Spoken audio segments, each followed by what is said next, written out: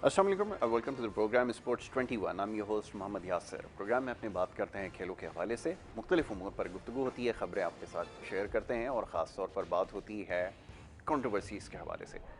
क्यों वो बात करनी ज़रूरी है? क्योंकि पाकिस्तान में खेल बड़ी तेज़ी से ज़वाल पज़ीर हो रहे हैं। किसी भी शोबे की बात कर ली जाए, कोशिशें बहरहाल हो रही हैं। जैसे पिछले हफ्ते हमने प्रोग्राम किया कौमी खेल हॉकी के हवाले से। बहुत सारे मामलात हैं जिनको ठीक होने की ज़रूरत है। रिवाइवल के हवाले से ख़ास तौर पे हॉकी के किस तरह मुमकिन हो सकेगा, बड़ी तफसीलन गुफ्तगू प्रोग्राम में हमने की है और इंशाल्लाह सिलसिला आगे जारी रखेंगे। ग्रास रूट लेवल के ऊपर जो लोग काम कर रहे हैं उन्हें सामने लाने की ज़रूरत है। मसाइल के हवाले से गुफ्तगू करेंगे, हल तलब मसाइल हैं और ये कैसे मुमकिन हो सकेगा, कौन इनको ठीक करेगा, इस हवाले से ख़ास तौर पे गुफ्तगू करते हैं। तो बहरहाल इन तमाम मामलात पर गुफ्तगू तो हमारी रहती ही है, लेकिन आज बात करेंगे कुछ एक दफ़ा फिर क्रिकेट के हवाले से।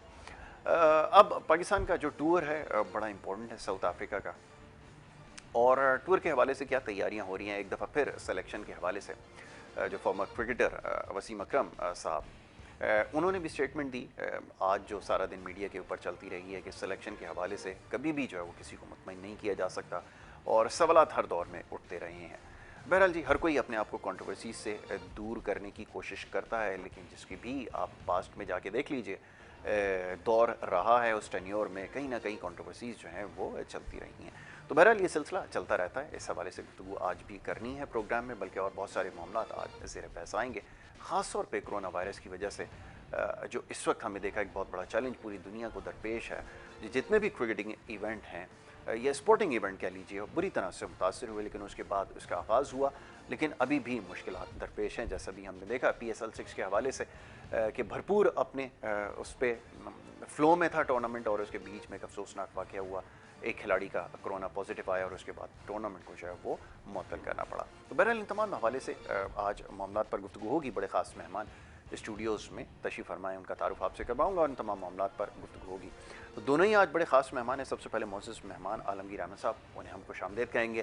क्रिकेट एनालिस्ट हैं, क्रिकेट के जो ख़ास तौर पे जो मामलात होते हैं, टेक्निकलिटीज़, उसके ऊपर गुफ्तगू करते हैं और वेटरन्स के हवाले से पाकिस्तान में जो लोग काम कर रहे हैं उसमें चंद एक लोगों में से शामिल हैं आलमगीर अहमद साहब, जो वेटरन क्रिकेट के हवाले से ख़ास तौर पे शोहरत रखते हैं। उनको खुशामदीद कहूँगा। बहुत शुक्रिया आलम भाई प्रोग्राम में वक्त देने के लिए।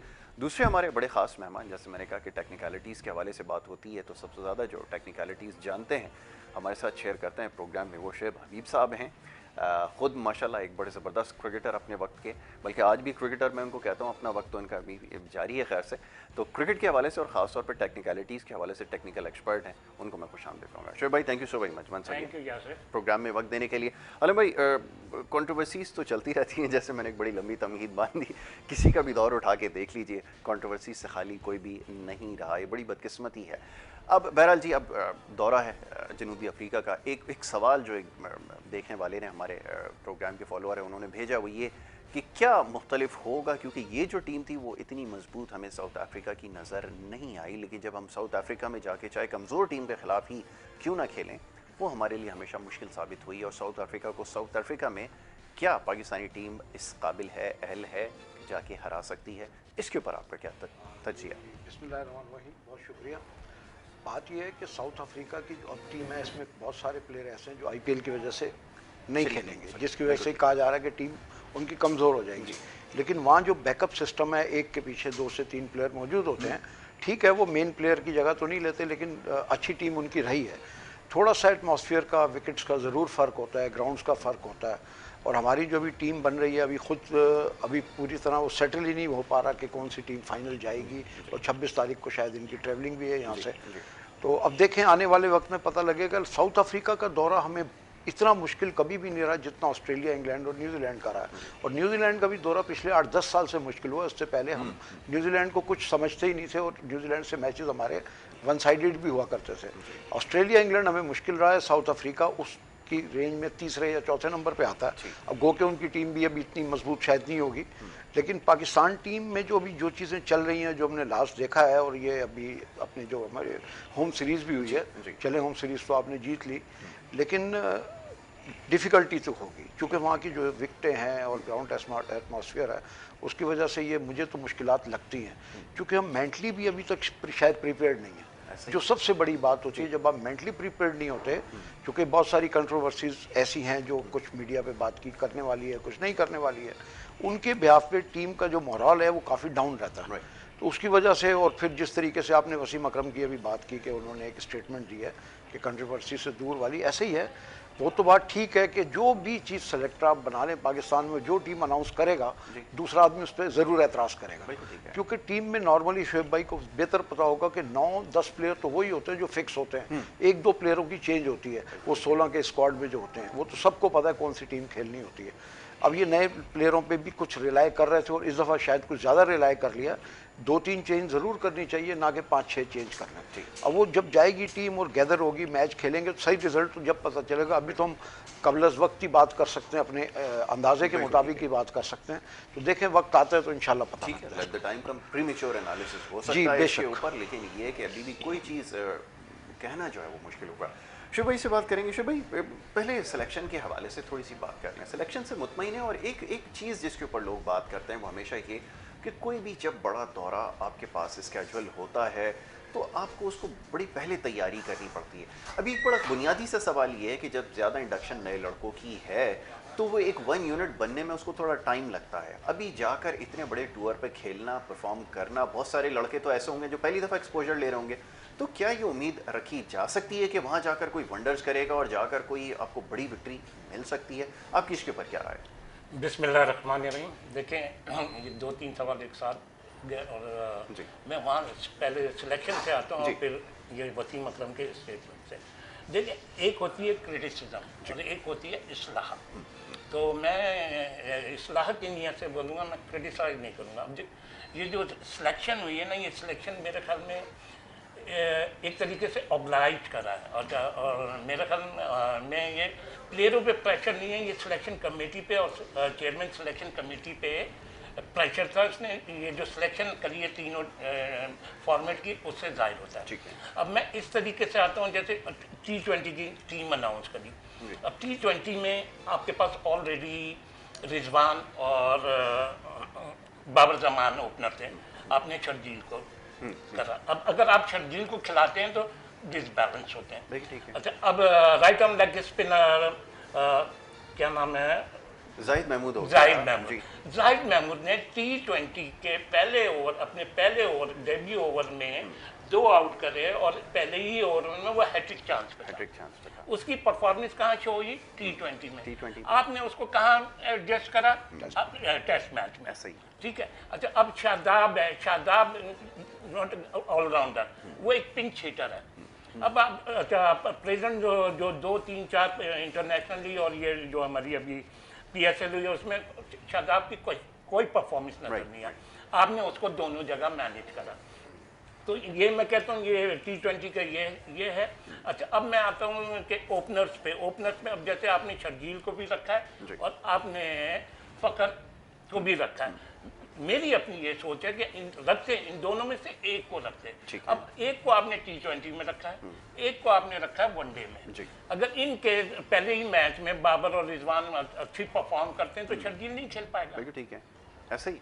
ऐसे। अच्छा, अब ये है आपका फ़कर है, फ़कर को भी यही पोजीशन होगी फ़कर की भी। अब आ जाते हैं टेस्टिंग पे, टेस्ट सिलेक्शन पे। अब देखिए, टेस्ट सिलेक्शन में इन्होंने उन्हीं को, आबिद अली को और वो दूसरे ओपनर में इमरान भट्ट को ही कैरी करा है। अच्छा, अभी आप किस बेस पे, किस परफॉर्मेंस पे उनको कैरी करा है? आप ये कहते हैं कि हमने उन पे इन्वेस्ट करा है, तो आपने तो इन्वेस्ट शान मसूद पे भी करा है। आपने इन्वेस्ट तो इन सबसे ज़्यादा असद शफीक पे करा है। असद शफीक अभी मिडिल ऑर्डर में डोमेस्टिक क्रिकेट में ऑलमोस्ट 53 रन के एवरेज से उसकी परफॉर्म हुई है, उसने 2 सेंचुरियाँ करी हैं, आपने उसको टोटल इग्नोर करा है। अच्छा, अब आप Shan Masood already England, South Africa last tour पे परफॉर्मेंस भी था, उससे 50 समथिंग के एवरेज से थी।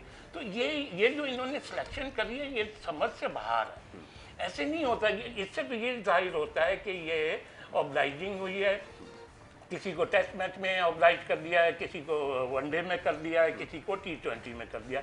अच्छा, फिर इस तरीके से इन्होंने करा कि अब एकदम 3 टीमें 3 फॉर्मेट, इस नए लड़के, कुछ के तो नाम भी याद नहीं रहते। अब जहाँ तक बात है साउथ अफ्रीका सीरीज की, देखिए साउथ अफ्रीका की सीरीज हम लोग, मैं भी अपने यहाँ प्रोग्राम में आपके कह के गया था कि पाकिस्तान जीतेगा और जीते, लेकिन पाकिस्तान जीत गया, कोई बात वो नहीं, खुशी मनानी चाहिए। और हम जिस तरीके से कहते हैं ना कि ये साउथ अफ्रीका की हल्की टीम है, हम दोनों टेस्ट हारे हुए जीते हैं, हम दोनों टेस्ट हारे हुए जीते हैं, तो वहाँ तो उनकी अपनी कंडीशन है, अपनी वो है।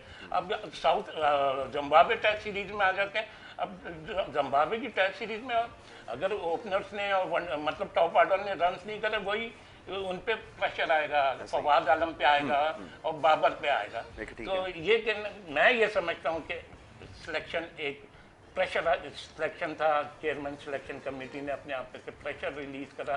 चंद एक प्लेयर तो ऐसे हैं जिनको मैं समझता हूँ ऑब्लाइज कर। अच्छा विशेष भाई, इस चीज़ को भी शामिल कर लेना, एक चीज़ और इसकी निशानदेही फरमा दें ज़रा कि वो परफॉर्मेंस बेस्ड वो सिलेक्शन हो रही है। वो ये कहते हैं कि जो परफॉर्मर हैं वो अच्छी, उसका तरीक़ाकार है वसीम का कि वो लैपटॉप लेकर जिसकी परफॉर्मेंस है वो दिखाता है कि भाई अगर इसकी परफॉर्मेंस हो रही है तो वो इस बेसिस के ऊपर हो रही है कि वो डोमेस्टिक में रिसेंटली परफॉर्म किया। लेकिन अगेन सवाल लग जाता है फिर कामरान गुलाम के ऊपर, अगर आप सबको अकोमोडेट कर ही रहे हैं, ऑब्लाइज किया जा रहा है, तो उसको क्यों नज़रअंदाज किया? बिल्कुल सही कह रहे हैं। मैं ये तो एक वो बात हो गई कि यार जिसको उठाए आप इंटरनेशनल कैप दे रहे हैं, टेस्ट कैप दे रहे हैं, आप बिलीव करें मुझे तो अब नाम भी याद नहीं रहता। हाँ, बिल्कुल ये बात बिल्कुल सही है। आपने गुलाम उसका बोला, 2-3 ऐसे, अब ये लड़का अभी दादू का एक फास्ट जी, जाहिद महमूद जो लाड़काना का यस, आप खिलाएं।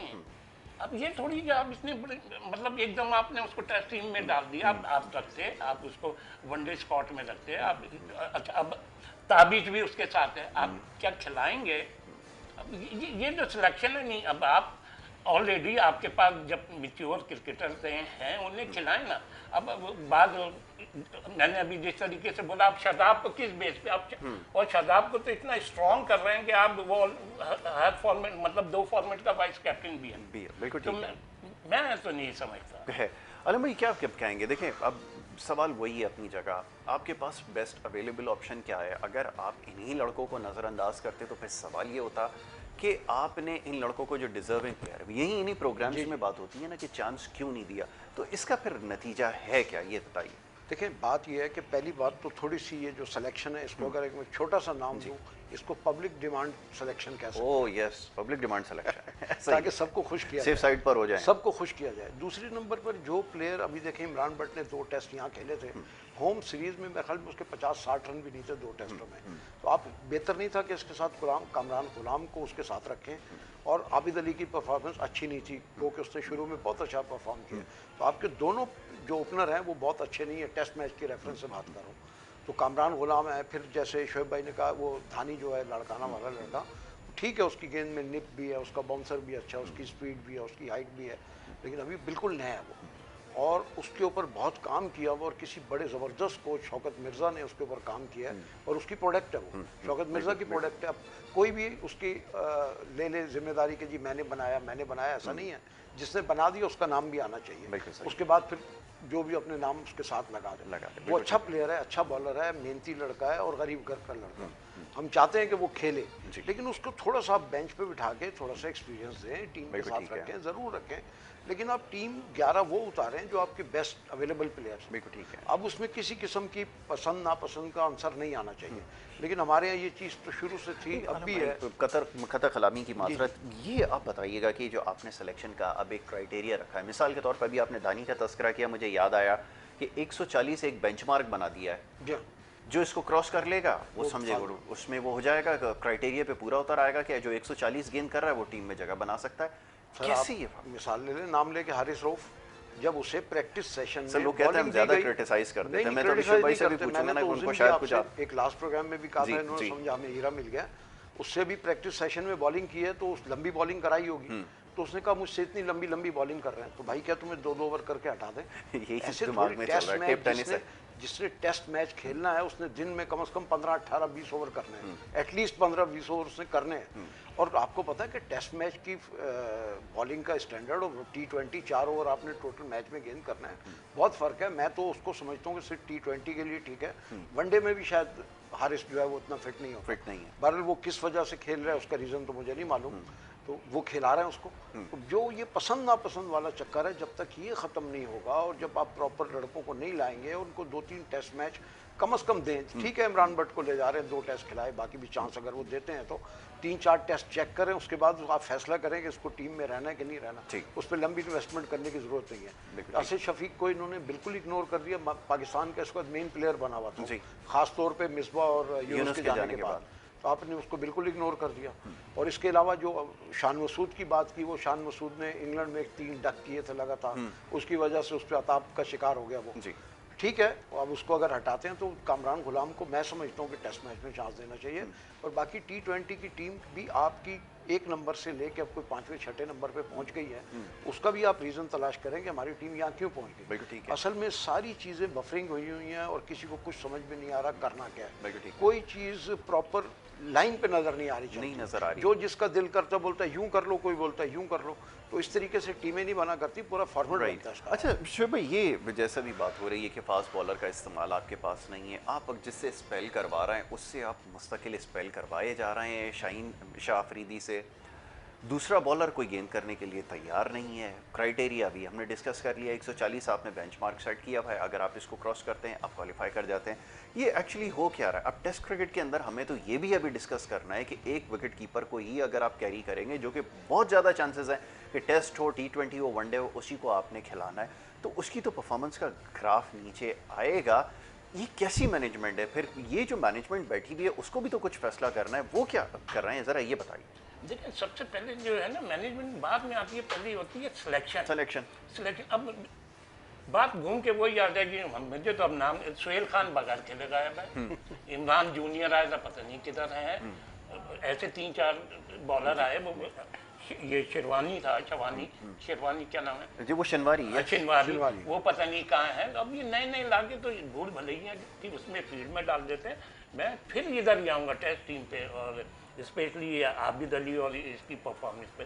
देखें, 4 इनिंग में उन्होंने खेली, होम में खेली, होम में आप रन नहीं कर रहे, फिर इन केस अगर आप कहाँ जा रहे हैं, जिम्बाब्वे से खेल रहे हैं, जिम्बाब्वे का भी आपने देखा अफगानिस्तान में क्या हाल करा, अगर वहां भी रन नहीं कर, अगर यहाँ तो आपको शान मसूद को, असद शफीक को कॉन्फिडेंस देना चाहिए था, क्योंकि आपने इन दोनों को यहाँ खिला दिया था, आपने उनको होम में भी पूरा चांस दे दिया था। अब आप किसी तरीके से, मतलब आपने शान को ऐसा इग्नोर कर रहा है, आप बिलीव करें कि मैं किसी उसमें नहीं कर रहा, लेकिन ये जो इन्होंने सिस्टम बनाया हुआ है और जिस तरीके से कहते हैं कि हम ये कर रहे हैं, ये कर रहे हैं, तो वो चीज़ें नजर नहीं आ रही। और स्पेशली फास्ट बॉलिंग में तो मैं कह नहीं सकता। अब ये जो स्पिन अटैक टेस्ट क्रिकेट का देखें, वो नोमान अली एक है, उसने कराची एक टेस्ट में आउट करे, दूसरा डेब्यू करेगा, तीसरा डेब्यू करेगा। स्पिन में आपके पास एक है, फास्ट बॉलिंग में बज़ाहिर आपके पास शाहीन अफरीदी है, हसन अली है। तो मैं तो दो ही कर सकता हूँ, अगर इन्होंने रन्स नहीं करे, पाकिस्तान के टॉप ऑर्डर ने रन्स नहीं करे, पाकिस्तान टीम ने रन्स नहीं करे, तो साउथ अफ्रीका जिम्बाब्वे के लिए भी मैं दुआ ही करूंगा, अल्लाह मियां इनको इज्जत दे, खैर ही करे। कंसर्न तो है वो, जैसे अभी शुभ भाई ने बात की कि बॉलिंग डिपार्टमेंट के अंदर पहले तो आपके पास कोई विकेट टेकर होता था ना, अभी तो यहाँ परफॉर्मेंस का नहीं पता कि परफॉर्मेंसेज है क्या, क्योंकि ज़ाहिर इंटरनेशनल में किसी का इतना एक्सपोजर तो है नहीं। यासिर शाह माजी में आपके पास थे, ऑप्शन थे, लेकिन वो अब ज़्यादा देर आप उसके ऊपर रिलाई नहीं कर सकते, उनके फिटनेस के हवाले से भी सवाल उठ रहे हैं। अच्छा, अब एक नई बहस यहाँ पर शुरू हो गई है कि ये जो आपके पास 100 किलो से ऊपर के जो 2-4 प्लेयर्स आ गए हैं, इनके हवाले से क्या राय रखते हैं? पहले तो मैं इसे पूछूंगा ऑनेस्टली स्पीकिंग, क्योंकि आप अगर सेलेक्टर रहे हैं, आपने ग्रास रूट लेवल के ऊपर काम किया, पहला इंप्रेशन क्या होता है खिलाड़ी अगर आपके पास 100 किलो का ग्राउंड के अंदर आए, खेलने से भी पहले आप एज ए सेलेक्टर क्या कंसीडर करेंगे ऐसे खिलाड़ी को? देखें जी, अगर प्लेयर अच्छा है, फिटनेस सेकंड क्राइटेरिया, तो कोई हर्ज नहीं है। जैसे आप 1-2 प्लेयरों की बात कर रहे होंगे, लेकिन बात यह है कि वो उसको अपनी फिजिक पे काम करना चाहिए। लास्ट जैसे आपको पता होगा 2 साल पहले सरफराज की पोजीशन थी, उसे काफ़ी वेट गेन किया था उसने, फिर उसको काफ़ी रिड्यूस किया। इस तरीके से इनको वेट रिड्यूस भी करवाना चाहिए, लेकिन एक्स्ट्रा वेट रिड्यूस भी एक नेचुरल फिजिक होती है इंसान की, एक्स्ट्रा वेट रिड्यूस नहीं भी करवा सकते आप, फिर उसकी वो क्वालिटी नहीं रहती खेल की। तो इस तरीके से ये जो चीज़ें आती हैं ये तो सेकेंडरी हैं, लेकिन इसके ऊपर ज़रूर तवज्जो देनी चाहिए। लेकिन पहली तो सबसे जो पहली चीज़ है वो परफॉर्मेंस ऑन द ग्राउंड। ठीक है, आपने ग्राउंड में क्या परफॉर्म किया, आपकी क्या क्वालिटी रही कि आपने पाकिस्तान के लिए क्या किया। लेकिन आलम भाई वो तो हर्डल नजर आ रही है, अगर खिलाड़ी से भागा नहीं जाएगा। देखें, सिर्फ आप बैटिंग विकेट के ऊपर खड़े होकर बड़ी हिटें लगाना तो क्रिकेट का नाम नहीं है। खुद क्रिकेट खेले में फील्ड में उसको भागना भी होगा, उसको दौड़े भी लगानी होगी, उसको डाइव करनी होगी। मॉडर्न क्रिकेट के अंदर तो आपको, अब देखें, अगर पाकिस्तान जैसे मुल्क में जहां फिटनेस हमेशा से कॉम्प्रोमाइज रही है, नतीजा आप देख लेना कि अब आपके पास बिल्डिंग के स्टैंडर्ड्स आपके क्या हैं। चले इसके ऊपर गुफ्तगू करते हैं, मैं आपका जवाब दोनों हमारे जो मेहमान हैं उनसे ज़रूर लूँगा। एक छोटी सी ब्रेक के लिए कहा जा रहा है, एक ब्रेक ले लेते हैं और ब्रेक के बाद जब वापस आएंगे तो ये गुफ्तगू जारी रखेंगे। आप देखते रहें स्पोर्ट्स 21।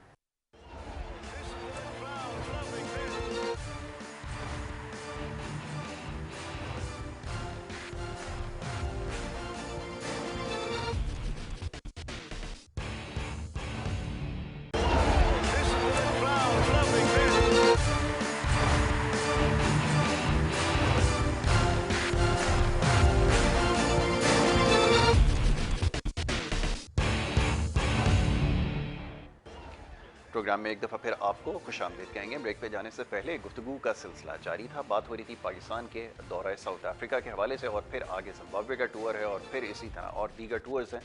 इस हवाले से हम बात कर रहे थे। मोअज़्ज़ज़ मेहमान यहाँ तशरीफ़ फरमाएँ और टेक्निकलिटीज़ के हवाले से बात हो रही थी और ख़ास तौर पर सिलेक्शन के हवाले से। जैसे आज बात हुई है कि सिलेक्शन किसी भी दौर में सिलेक्शन से कोई भी मुतमईन नहीं रहा।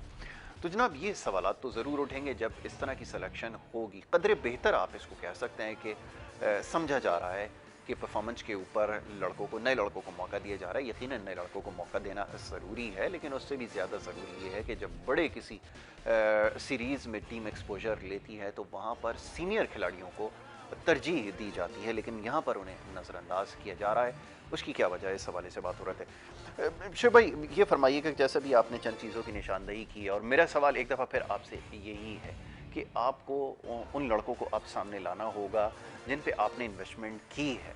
उसमें बहुत सारे नाम हैं, उसमें सरफराज को क्यों भूल जाते हैं? क्या इस वक्त ज़रूरत नहीं है कि आप इंग्लैंड की टीम देख रहे हैं, 4-4 विकेट कीपर्स कैरी कर रहे हैं। इंडिया की टीम में एक मैं इंटरेस्टिंग फैक्ट देख रहा था कि आपने 5-5 विकेट कीपर्स को एक साथ आपने मौका दिया जो टीम के अंदर खेल गए।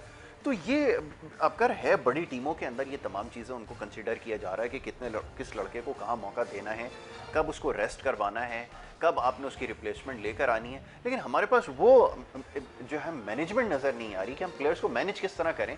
ये ज़रा बताइएगा किसकी रिस्पॉन्सिबिलिटी? देखिए, ये रिस्पॉन्सिबिलिटी सिलेक्शन कमेटी की और टीम मैनेजमेंट की आ जाती है। अब जहाँ तक सरफराज की बात है, सरफराज वो प्लेयर थोड़ी है कि आपने उसकी परफॉर्मेंस देखनी है। सरफराज को तो मतलब सरफराज जैसे आप दूसरे प्लेयरों को, शादाब को कहीं ना कहीं मैनेज कर रहे हैं, कहीं ना कहीं मैनेज कर रहे हैं, तो आप तो आपकी जिम्मेदारी है कि आपको आप सरफराज को किसी ना किसी जगह मैनेज करें। और सरफराज की वो क्लास है कि सरफराज स्पेशली अगर आप बैटिंग में जाएंगे तो वो हर नंबर पे बैटिंग कर सकते हैं। कीपिंग तो उसकी वर्ल्ड क्लास है।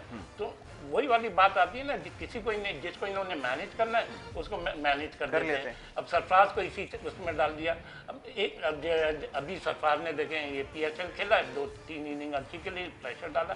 सरफराज ये जो न्यूजीलैंड टूर था ना, सरफराज को वो मिस कर देना चाहिए था। और सरफराज यहाँ डोमेस्टिक क्रिकेट खेलता और सरफराज ऐसा प्लेयर है डोमेस्टिक क्रिकेट में तो ईजीली आराम से वो रन भी करता।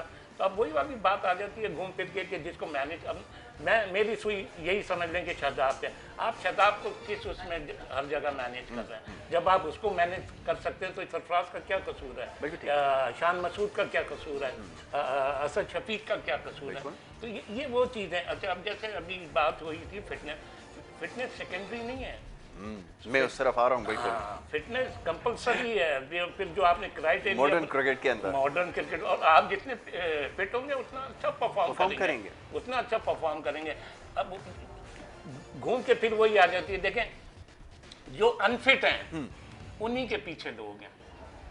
ये बड़ी हैरान कौन, ये हो क्यों रहा है मुझे तो बताइए। अच्छा, वो आप तो ट्रेंड सेट कर रहे हैं पाकिस्तान में। अच्छा, बेवकूफ़ हैं वो लोग जो अनफिट हैं और रन्स कर रहे हैं। वो भाई तुम अपनी फिटनेस पे ख्याल कर लो, तुम इससे दुगने रन्स करोगे। बिल्कुल ऐसा ही। अब जैसे शर्जील है वो, यार तुम इससे 2-3 साल पहले भी तो आप फिट थे ना, किसी ने कुछ नहीं बोला। आप फिटनेस लिया, अभी आप ये 100 कर रहे हो, आप 150 पे आ जाओगे। बिल्कुल ऐसा ही। अच्छा, वही अब बात आ जाती है जी एज। मैं शर्जील की सेंचुरी पे आ जाता हूँ। शर्जील ने जो सेंचुरी करी, उसके 2 कैच छूटे, 2 नो बॉलों पे उसके रन हुए। मैं ये क्रिटिसाइज नहीं कर रहा, मेरा कहने का सिर्फ एंड मकसद ये है कि आपने सरफराज की बात करी है ना, उसकी एक इनिंग्स पे आपने उसको मैनेज कर दिया, उसको घुसेड़ दिया। तो भाई सरफराज पाकिस्तान कैप्टन है, चैंपियन कैप्टन था, सरफराज परफॉर्मर है, तो आप उसको इन इम्तहानों में क्यों कैरी कर रहे हैं? तो सरफराज का तो कोई ऐसी इशू ही नहीं है। सरफराज को तो जिस फॉर्मेट में चाहिए इजीली खिला सकते हैं, बस इन पे डिपेंड करता है। बिल्कुल ठीक है। T20 में वर्ल्ड नंबर 1 कोई ढकी छुपी बात तो है नहीं, ये दुनिया को पता है ये बात कि आपके पास एक कॉम्पिटेंट प्लेयर था, एक एग्रेसिव नेचर का क्रिकेटर था, आपने उसको साइडलाइन किया और जिस तरह से किया, तो नई मैनेजमेंट आई है, उसको सोचना चाहिए। अच्छा, कॉन्फ्लिक्ट की बात हो रही थी, वो दोबारा से कॉन्फ्लिक्ट हो गया कि जनाब आपने शर्जील को शामिल तो कर लिया, लेकिन वहाँ मिसबा लग जो है नाराज़ हो गए कि जनाब फिटनेस अगर कॉम्प्रोमाइज़ हो जाएगी। लेकिन चले अगर उनकी ये बात मान भी ली जाए तो फिर उनकी जो पास्ट में जो उन्होंने किया एज ए सेलेक्टर, जो उन्होंने लड़कों को सेलेक्ट किया, इफ्तिखार आप तो उनको किसी और नाम से बुलाते हैं प्यार से, तो उनको जब उसने सेलेक्ट किया और जो दीगर खिलाड़ियों को उसने, इमरान जूनियर को वो लेकर आ गया, इन लोगों को ले आया, तो किस पे इसके ऊपर लाया? तो वहाँ क्या चीज़ काम कर रही थी, ये तो बताइए कि हो क्या रहा है। सर पहली बात तो ये कि मिसबा की अपनी परफॉर्मेंस क्या है। जब पाकिस्तान टीम का वो चीफ हेड कोच बना था और 3 ओहदे उसको इकट्ठे दे दिए थे, उसने उससे पहले जिंदगी में कहीं कोचिंग की थी? लेवल 2 को अप्लाई करके उसको कोच देखें, ये फिर बात एक ही जगह सुई अटकती है, पसंद ना पसंद। अच्छा वाले इसका भी तो जवाब देना ज़रा कि ये जो नुकसानात हुए हैं इसका असाला कौन करेगा? वो जो बना हुआ पूरा सेटअप आपने जो तहस नहस किया, यही इस्तेमाल करूंगा मैं। बिल्कुल बिल्कुल। जो आपने तहस नहस किया उसकी अब जिम्मेदारी किसके ऊपर डालें? जो आपकी चैंपियन टीम थी, अब आप स्टैंडिंग नोवेयर, उसकी कौन रिस्पॉन्सिबिलिटी? कौन जिम्मेदारी लेने को तैयारी कोई नहीं होगा, एक दूसरे पे रखते हैं। बात यह है कि जब सरफराज 11 सीरीज लगातार जिता के वर्ल्ड रिकॉर्ड कर दिया और अभी तक वो वर्ल्ड रिकॉर्ड टूटता हुआ आसानी से नज़र भी नहीं आएगा। जैसे शोएब भाई ने कहा, सरफराज सिर्फ प्लेयर ही अच्छा नहीं है, वो कप्तान भी बहुत अच्छा है और वो एक श्रूड कप्तान है और उसको उससे भी फ़ायदा उठाना चाहिए था। जिस वजह से उसको एक सीरीज़ हारने की वजह से उसको आपने सब चीज़ों से बाहर कर दिया। वो जो एक श्रीलंका की टीम आई थी और तीनों T20 पाकिस्तान हार गया था और तीनों वनडे जीत गया था, वो भी आपने तो कुछ बम्बार उसके अंदर अपने वो मैंने पहले भी जिक्र किया था। मेरा ख्याल है गलत होगा और समझने वाले इसको गलत समझे, लेकिन मेरा ख्याल है, मैं इस पर कायम हूँ कि प्लेयरों ने अंडर परफॉर्म किया था उस सीरीज के अंदर। मैं वही तो अब ये शोएब भाई भी सुनेंगे तो इस बात उमर अकमल को और एक अहमद शहजाद को, मैं जो श्रीलंका आई थी और तीनों T20 हम हारे थे, अंडर परफॉर्म नजर आ रहा था। मेरी आँख गलत हो सकती है, लेकिन मैं तो अपनी मेरी मर्जी है, मैं जो भी समझूँ उसके लिए ज़रूरी है कि इम्प्लीमेंट करूँ किसी के ऊपर। उसकी वजह से ये प्लान होता है कि ऐसा होगा और ऐसा कर देंगे, तो उसको उठा के आपने सारी क्रिकेट से पार कर दिया। आप उससे टेस्ट से दूर कर देते उसको, आप उसको वनडे T20 देते, आप उसे वनडे से दूर करते, एक फॉर्मेट उसको देते। आपने एक ही नए कप्तान के ऊपर, जिसके पास भी कोई एक्सपीरियंस नहीं था, उसने अपनी कभी किसी डोमेस्टिक में कप्तानी खास कुछ नहीं की, जो PSL में अपनी कराची किंग्स का कप्तान नहीं रहा, आपने उसको पाकिस्तान का कप्तान बना दिया। नो डाउट बहुत बड़ा प्लेयर है, ग्रेट प्लेयर है, देखिए वो तो परफॉर्म कर रहे हैं। नहीं सर, बात यह है कि वो तो अभी होम सीरीज के लिए ना, अब होम सीरीज के बाद जब उसने न्यूजीलैंड खेलना था तो इंजर्ड हो गया था है जी, इंजर्ड हो गया था न्यूजीलैंड। हाँ, बिल्कुल। एक मैच भी नहीं खेला वहाँ पे। अब होम सीरीज आई, उसने मैच खेला और डेब्यू सीरीज जीत गया। अब पता लगेगा जब ये बाहर जाएंगे। ऐसा ही है। जिम्बाब्वे को तो खैर मैं नहीं किसी क्राइटेरिया में गिनता कि जिम्बाब्वे तो बहुत ही हल्की टीम है। अफगानिस्तान में जैसे आपने देखा कि दुबई में क्या हाल किया उसका, लेकिन बात यह है अभी साउथ अफ्रीका की भी पूरी टीम नहीं है, लेकिन फिर भी जब ये मैचेस होंगे तो ये तो डे टू डे रिपोर्ट है कि जैसे मैचेस होंगे तो पता चलेगा।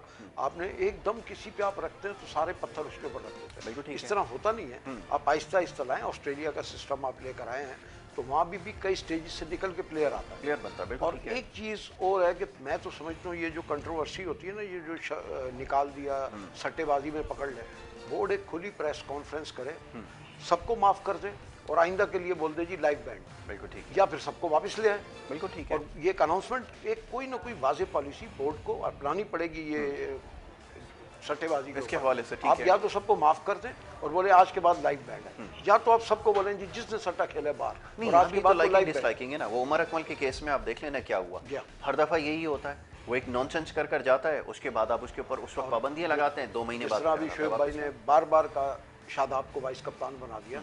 क्यों बनाया शादाब को? इसलिए कि कोई तीसरा कप्तान ना आ सके। ऐसा ही। आप ये भी तो देखें ना, पीछे चल, पर्दे के पीछे चल क्या रहा है। आप तीसरा कप्तान नहीं लाना चाह रहे, इसलिए आपने शादाब को उठा के वाइस कप्तान बना दिया। जब शादाब PSL खेला था इस्लामाबाद से पहले 2 टूर्नामेंट, उसके बाद 1-1.5 साल बेहतरीन परफॉर्मेंस थी। कहाँ गई उसकी गेंद का स्पीड, कहाँ गई उसकी गेंद का बाइट, कहाँ पहले भी नहीं है, टर्न नहीं है गेंद के अंदर। अब वो बैटिंग पे तवज्जो दे रहा है, 4 नंबर बैटिंग पे आ रहा है। भाई आपसे बॉलिंग नहीं हो रही, आप बैटिंग पे आ रहे हैं। बैटिंग में भी आप कोई बहुत अच्छे थोड़ी हो, आपको बैट्समैन थोड़ी हो कोई। आप स्मिथ की मिसाल ले लें कि कौन सा लेग स्पिनर आया था जिससे गेंद भी नहीं होती थी और ऑस्ट्रेलिया की कप्तानी करके चला गया और सबसे ज्यादा स्कोर कर रहा। वो एक टैलेंट होता है, एक्सेप्शनल केस होता है, हर कोई ऐसा नहीं होता। सवाल ऐसा नहीं होता, तो हजारों में से एक निकलता है। आदमी ये समझे जी यार मुझसे बॉल नहीं हो रहा, मैं बैटिंग कर रहा हूं। आपने पास में एक्सपीरियंसेस किए बहुत सारी। अजहर अली को आपने देख लिया, उसका भी राइट आर्म लेग स्पिनर ही था ना, लेकिन नतीजा क्या निकला, ना वो आधा बैट्समैन है ना आधा बॉलर है। तो पाकिस्तान टीम के पुरानी हिस्ट्री भी है, माजिद खान इकबाल बॉलर टीम में आए थे और बैट्समैन बन गए, वो एक अलग चीज, एक्सेप्शनल केस, एक्सेप्शनल केस था। लेकिन हर आदमी ऐसा नहीं हो सकता। इस शादाब को आप प्रमोट कर रहे हैं और सरफराज को आप साथ लेके जा रहे हैं, खिला नहीं रहे। या तो आपको सीरीज में 1-2 मैच दें, वही मुकाबले पे ठीक है। रिजवान नो डाउट बहुत अच्छी परफॉर्मेंस, उस पर कोई डाउट नहीं है। आज से कुछ अर्सा पहले रिजवान को लाया गया था, अब रिजवान की जगह पक्की है, बिल्कुल पक्की है, तीनों फॉर्मेट पे पक्की है। लेकिन आप कहीं उसको रेस्ट भी तो दें। आप सारे मैच उसको दे रहे हैं, आप शाहीन आफरीदी को थोड़ा सा रेस्ट दें और बाकी आप वो बॉलर खिलाएं जो परफॉर्म कर रहा है। जाहिद महमूद ने T20 में जिस तरह आउट किए, आपने उसको टेस्ट में रखा, मैं समझता हूँ टेस्ट में बेहतरीन सिलेक्शन है, लेकिन उसको T20 में भी रखना चाहिए। और अगर अगर परफॉर्म करता तो उसे चलाएं। एक तो आप प्लेयर को बुढ़ा करके लेके आते हैं टीम के बाद, 6 साल से 8 साल से एक आदमी परफॉर्म कर रहा है, आप आज लेकर आ रहे हैं। फवाद आलम के साथ आपने क्या किया, 11 साल का गैप दिला दिया उसको। 11 साल में उस बच्चे ने प्रूफ कर दिया, वो तो लगा रहा ना अपने जज्बे के साथ पाकिस्तान टीम के साथ। तो वो भी एक्सेप्शनल केस लेकर आए और शुरू में अर्ली जब वो परफॉर्म। अब ताबिश के साथ क्या हुआ, इंजमाम साहब कह रहे थे कि ताबिश जो है वो 36 साल की उम्र में क्यों सेलेक्ट किया, मुझे समझ नहीं आई। तो भाई जब आपका टाइम था, जब वो 31 साल का, आप खिला देते। बिल्कुल ठीक आपको इसलिए आपने उसको इसलिए नहीं खिलाया कि आपको पसंद नहीं था। ऐसे ही है ना शेख भाई। तो इन सारी चीज़ों के ऊपर चल के जब हम करेंगे, जब तक ये चीज़ आपके यहाँ ख़त्म नहीं होगी। देखें इंडिया की परफॉर्मेंस, देखें कहाँ चली गई इंडिया की टीम। हम आज से कुछ साल पहले इंडिया को आराम से हराते थे। बिल्कुल ठीक है। आप न्यूजीलैंड को देख लें, आप सब टीमें आप पे हावी हो गई, आप 6, 7, 8वां नंबर पे आ गए। तो ये तो कोई क्राइटेरिया नहीं है, इतना बड़ा बोर्ड है आपका, सब कुछ है। इतने लोग आपने रखे हुए, इतने महंगे लोग रखे हुए हैं, और आपकी परफॉर्मेंस क्या ऑन द ग्राउंड। बिल्कुल ठीक है। शिव भाई ये बात तो अब बार बार ये बात होती है कि जब आपके पास इतने लोग मौजूद हैं, इतनी बड़ी टीम है, हाई परफॉर्मेंस सेंटर आपने बना दिया, आपने शायद ही पाकिस्तान में कोई इस वक्त बेरोजगार हो, कोई फॉर्मेट क्रिकेटर जो है, तो सबको आपने माशाल्लाह, अच्छी बात है, आप कर दें, उनकी फ़ायदा उठाएं, उनके एक्सपीरियंस से। लेकिन नतीजा भी तो फिर निकले ना। आप डोमेस्टिक पे आपने खर्चा कर दिया अरबों रुपए का, आपका सेटअप बन गया, सब कुछ हुआ, लेकिन आज भी यही बहस हो रही है अभी तक के ओपनर आपके पास कौन है, अभी तक आपने तय नहीं किया, और वही अभी तक कुछ नहीं कहा जा सकता। अगर कोई एनालिसिस होगा तो बड़ा प्रीमेच्योर सा होगा, आप कोई भी चीज़ उनसे एक्सपेक्ट नहीं कर सकते। अब फ़खर जमान की परफॉर्मेंस के ऊपर मैं क्या कहूँ, मेरे पास तो कोई वो नहीं है। अगर आप PSL की परफॉर्मेंस को देख के 3 मैचों में फ्लैट विकेट के ऊपर, जहाँ एवरेज स्कोर जो है वो 170-180 के करीब जा रहा हो, 60 गज की बाउंड्री पे, बस 60 गज की बाउंड्री के ऊपर, तो फिर आप कैसे रिलाई कर सकते हैं? ये तो बताइए कि फिर क्या करें शुभ भाई, क्या मसले का हल समझाएं? देखिए एक वर्ड है और बहुत वैल्यू रखता है, लेकिन हम लोग हमारे पाकिस्तानी उसका इम्पोर्टेंस नहीं देते। Right man right job. हमारे यहाँ ये सिस्टम नहीं है। अब ये जो टीम सिलेक्शन हुई है, मैं अभी राइट आर्म लेग स्पिनर पे आ जाता हूँ जी। भाई आपके पास कादिर साहब का बेटा, क्या नाम है, उस्मान कादिर था, परफॉर्मेंस है T20 में। ये दूसरा जाहिद महमूद। आपके पास ये दोनों थे, आप इन दोनों को कैरी करते। आपको ये जबरदस्ती शादाब को टीम में नहीं करना चाहिए। पहले वो T20 खेलते, T20 से जाहिद को आपने टेस्ट में रखा था, वनडे में वो करता 10 ओवर, फिर वहाँ से टेस्ट मैच आता, उसको पूरी प्रैक्टिस मिलती। बिल्कुल ठीक है, बिल्कुल ठीक। तो ये यहाँ ये सिस्टम आपने अब ये जैसे शादाब है, उस्मान कादिर, आप किसको खिलाएंगे? आप जबरदस्ती उसको खिलाएंगे ना, शादाब को, क्योंकि आपने उसको सिक्योर कर दिया वाइस कप्तान करके। तो भाई अगर आप इस तरीके से शादाब को खिला सकते हैं, तो फिर मैं घूम के वहाँ ही आऊँगा, why not Sarfaraz, why not Asad Shafiq, why not Shan Masood. अच्छा अब जैसे शान मसूद था और मैं ये असद शफीक है, सभी कह रहे हैं ना कि जिम्बाब्वे के अगेंस्ट हमारी बहुत इजी, बहुत पुरसुकून से जाएंगे। भाई आप यहाँ इन दोनों को खिलाते, यहाँ ये दोनों रन्स करते, इनको कॉन्फिडेंस आता, फिर आपके इंग्लैंड टूर पे भी जाते। बड़ा तो थ्रेट वो है आपके लिए। हाँ, तो ये सिस्टम ही नहीं है। अब मिसाल के तौर पे ये अभी जिम्बाब्वे में फिर ये दोनों फेल हो जाते हैं, फिर आप किनको लेकर आएंगे? इन्हीं को लेकर आएंगे। कौन से इतने टफ टूर पे? बिल्कुल सही है। अच्छा, इनके पास कोई एक्सक्यूज भी नहीं है, और माशाल्लाह आपने इनको बहुत अच्छा पूरा चांस दिया। आपने होम सीरीज में चांस दिया दोनों को, यहाँ नहीं कर पाए। बिल्कुल ठीक। तो ये जब तक ये चीजें नहीं करेंगे, लाइकिंग डिसलाइकिंग नहीं करेंगे। अब अमाद वसीम टोटल गायब, बिल्कुल टोटल गायब। यार ऐसा नहीं होता। फिर ये कह रहे हैं कि जी परफॉर्मेंस देख रहे हैं। क्या परफॉर्मेंस देख रहे हो यार? क्या क्या अब आप एक जैसे FX का पुर्जा आप हवाई जहाज में लगा देंगे तो वो उड़ेगा थोड़ी। सही। अब आप किसको, जिसकी जहाँ जगह बनती है वहाँ खिला नहीं रहे। अब आप अगर T20 में शर्जील को खिलाते हैं तो रिजवान का क्या कसूर है? और फिर ये बाबर आजम कहाँ जाएगा? तो आप जबरदस्ती घुसेड़ रहे हैं ना। बिल्कुल ठीक है। अच्छा, आपने जबरदस्ती ये बाबर आजम आपका ओवर बर्डन नहीं हो गया? कैप्टनसी के बाद आपने बड़ा प्रेशर इसके ऊपर डाल दिया, परफॉर्मेंस के ऊपर फर्क पड़ना शुरू हुआ? नहीं होता, नहीं होता। मैनेज कर लेता? हाँ, मैं ये बहुत रेयर केसेस में शुभ भाई, आप तो खुद कप्तान थे, आप नहीं तो ठीक माशाल्लाह वो टैलेंट। जब आदमी की परफॉर्म लगी हुई होती है फिर माशाल्लाह अब उसको नहीं है। अब उसको इन चीज़ों की फिक्र ही नहीं है। अच्छा। और जब ये कप्तान होता है ना, जब कप्तान अंदर बैटिंग करने जाता है या फील्डिंग करने जाता है, फिर उसके ध्यान में कप्तानी होती नहीं होती। कप्तानी जब वो फील्डिंग और बॉल चेंजिंग वगैरह होती है उस वक्त देखी जाती है। उस वक्त देखी जाती है। तो उसमें मैं अभी कहता हूँ बाबर अभी इतना मिच्योर भी नहीं है। एज ए कैप्टन बाबर इतना मिच्योर। लेकिन माजी में कप्तान थे ना, टीम का हिस्सा है, चले नाम नहीं लेते, देखने वाले खुद ही फैसला कर लेंगे कि वो जाकर सिर्फ अपनी परफॉर्मेंस जो है ना वो दिखाने की कोशिश करते थे। एक उन्होंने एक ब्रैकेट बना दिया था, 35 रन करो, अगला मैच पक्का करो और उसके बाद साइड से निकल जाओ। कप्तान भी थे वो, टीम जीतती है हारती है उससे उनका कोई लेना देना नहीं था। अप्रोच उनकी होती थी किसी तरह जान मार के ड्रॉ करा दो, ताकि कम से कम ये ना हो कि भाई मैं मैच हारा हूँ। ये वो टीम का हिस्सा है इस वक्त। अब ऐसे लोगों के साथ आप रहेंगे फिर क्या? जी, मेरी नज़र में कप्तान दो क्वालिटी के कप्तान होते हैं। एक होता है एज ए कैप्टन बन के बहुत परफॉर्म करता है, अगर बैट्समैन है तो लंबे रन बिल्कुल ठीक है करता है, जैसे जावेद मियां दाफ्ता। एक ही आया, उसके बाद कोई नहीं। क्लास जावेद जावेद वगैरह तो इनकी सदियों में पैदा होता है ऐसा खिलाड़ी। अब जहीर भाई थे, अगर जहीर भाई को आप कप्तान भी बना देते और कप्तान भी बने, जहीर भाई को बैटिंग का ही शौक था।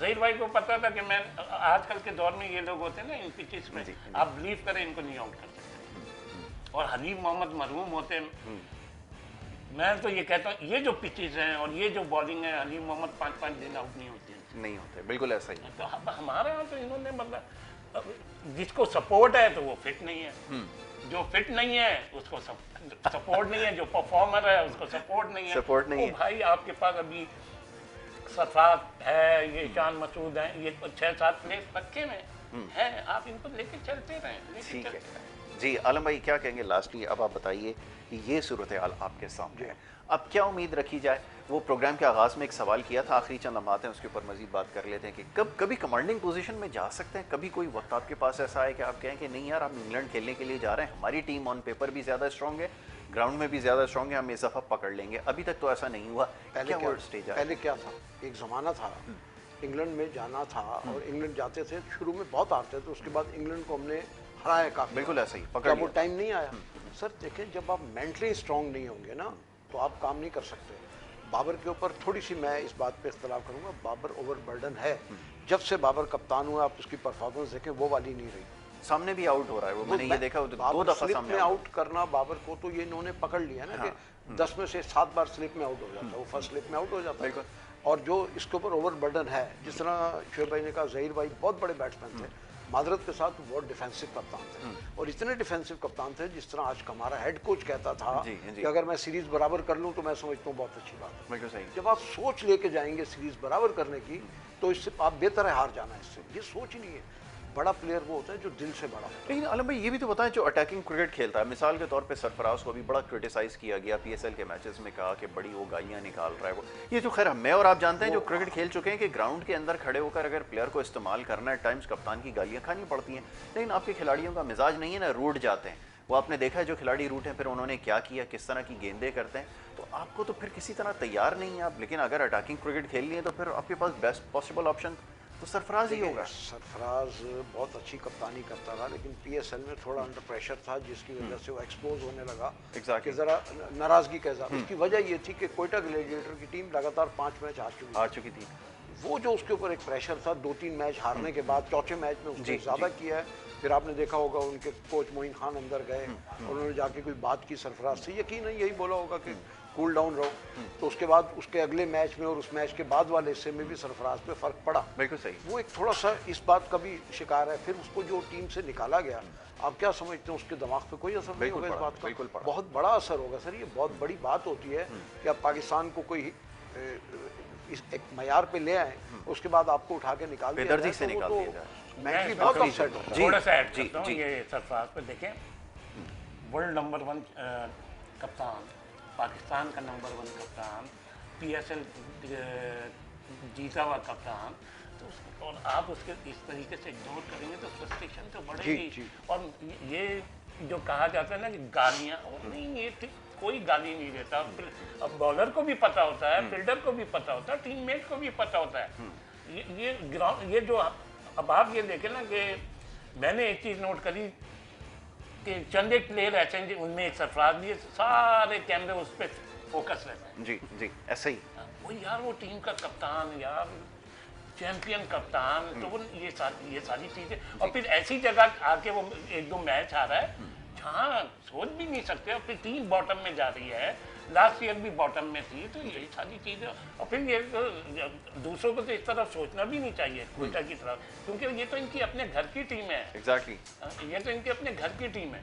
ठीक है शुभ भाई, thank you so very much, बहुत शुक्रिया, आपने हमें वक्त दिया। थैंक यू यार, बड़ा मजा आया, बड़े दिन बाद प्रोग्राम खुलकर बात हुई है। अभी बहुत सारी चीज़ें हैं, क्योंकि शिव भाई टेक्निकलिटीज़ पे बात करता हूँ। शिव भाई का एक बड़ा ज़बरदस्त रिकॉर्ड भी है।